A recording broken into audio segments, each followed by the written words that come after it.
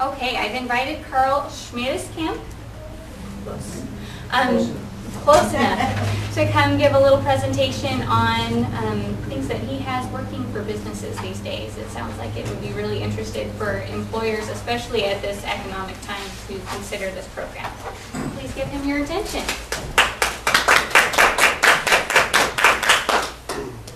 Well, thank you, Erin, and thank you, all of you, for having me. As Erin said, my name is Carl Schmiedeskamp, and I work for Working Innovations. Some of you in the past may have known my predecessor, Terry Johnson, who worked for Working Innovations for almost ever. I don't see any looks of recognition there. What Working Innovations does is we are an independent contractor with the state of Montana to oversee parts of what is commonly known as welfare reform. What happens when somebody goes into the Office of Public Assistance and applies for what's now called TANF, Temporary Assistance for Needy Families, they are referred to me, and my office is right next door. And I sit down with that person, and I find out their needs and so forth, and then we sign a contract which specifies that they're going to work a certain number of hours doing certain kinds of things. And this can be a number of things, but the thing that I want to talk to you about now is volunteer work. Because what I can do is I can sign an agreement with these folks that they are going to work for an employer in the community a certain number of hours doing certain things. And I'd like to let you know how we can arrange that. Because I'm supposed to monitor what these people are doing, basically what I am is a boss. Just as those of you who are employers are bosses. And I try to be kind of a tough boss. Partly because that's what my boss expects me to be. And partly because I know that people in general will perform to whatever level the bar is set. And as a general rule, people being people sometimes try to say, the bar's here, and I'm going to perform to right maybe here. So I try to set the bar very high, and I try to monitor people very closely. You need to know that, because if I place somebody in a volunteer position with your business, we need to work together to be good but tough employers and hold whoever is placed with you to the highest possible standards. I want the people that come from me to learn what it's like to work in a demanding work site and to be able to leave your business, if you choose to have someone, with a smile on their face and with a smile on your face, so that they can say, I learned these things working for these people, and I'm ready to go out into the workforce now. I've got a recommendation from where I volunteered, and I've got all these skills that I've procured.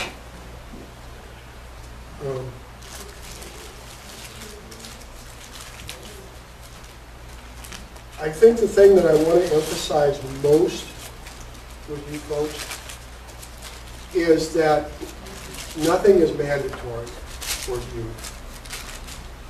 You always have the right to say no.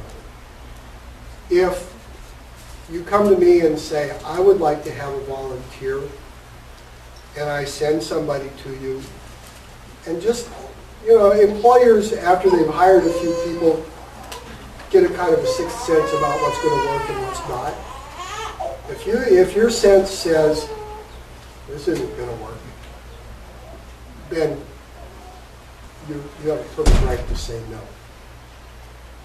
If down the line something isn't working, you have a perfect right to say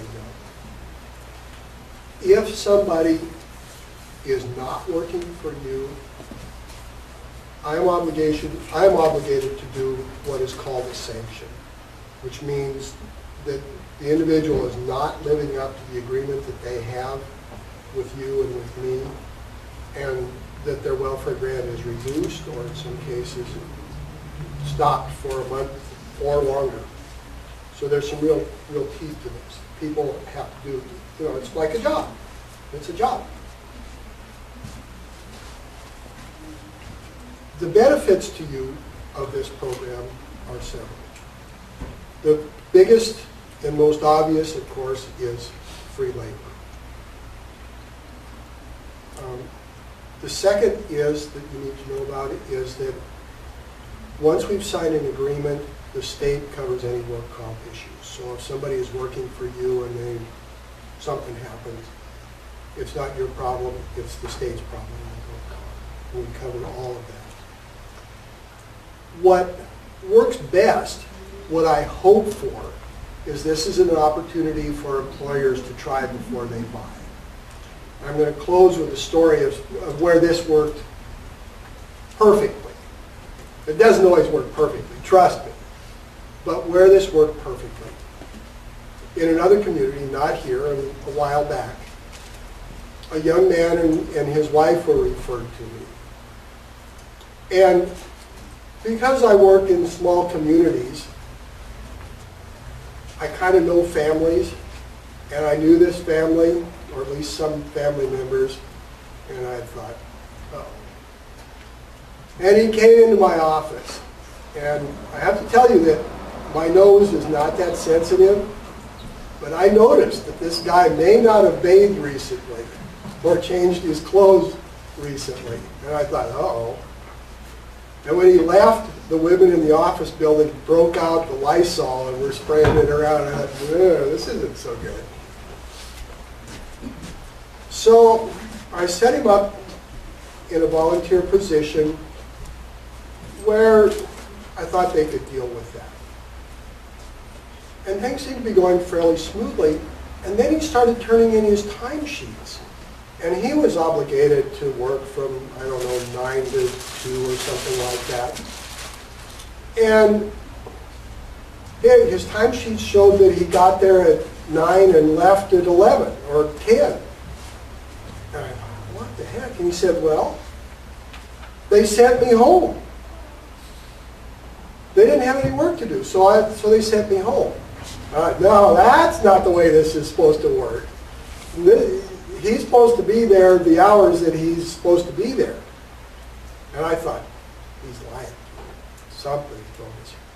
Well, I checked into it, and he was telling me the truth. And the reason he went home was because he wanted to work, and he didn't want to do what all the other people in the place were doing, which was going out in the back and smoking cigarettes and doing nothing. So, for obvious reasons, I pulled him out of there and arranged another site for him. As it turned out, it was the right fit. The employer, for whatever reason, just clicked with this guy. He understood him. And the guy worked there as a volunteer for about 3 weeks, a month, or something like that. The employer said, I know that this young man works hard. He's cleaned himself up. He's reliable. He does everything I want him to do, and I'm hiring him. To the best of my knowledge, this young man is still working there. The employer is still happy. I know the business has grown. And I think that when this young man comes time to leave, it will probably be to a better job, and he will have a good recommendation in his hands, and everybody will have a smile on their face. I hope that's what happens. That's what I'm shooting for.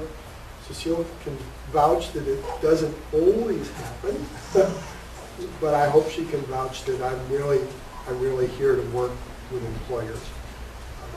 I guess in closing, I'll leave you with an apology, because I've done this kind of work for a long time.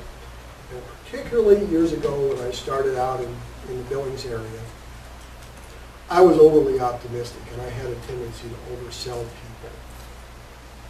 What I don't want to do is come before employers and say, all these people are wonderful and they're going to be great.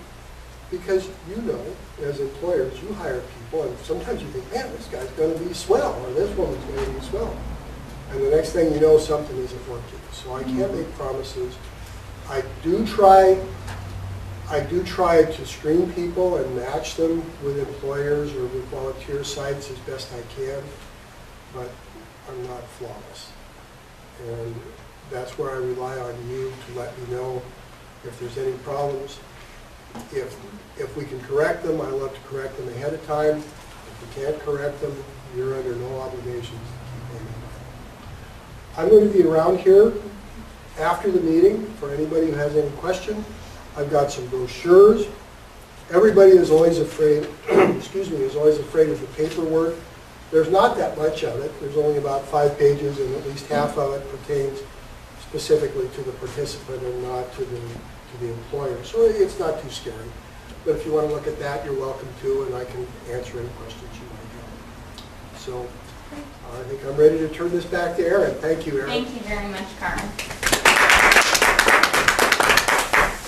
Well, it sounds like you have a really good thing going there. What a wonderful way to get people experience. How many times have you not hired, or have you not been hired before you took on your own business because you didn't have experience? And people want to use their resources and their funding to be able to hire someone that they think is going to work right away. So this is a great opportunity to allow not only people to perhaps find a job that suits them and that works for other people, but that the businesses have an opportunity to actually work with this person before they have to front a considerable amount of funding for it. So thank you, Carl, for doing that. It's much appreciated.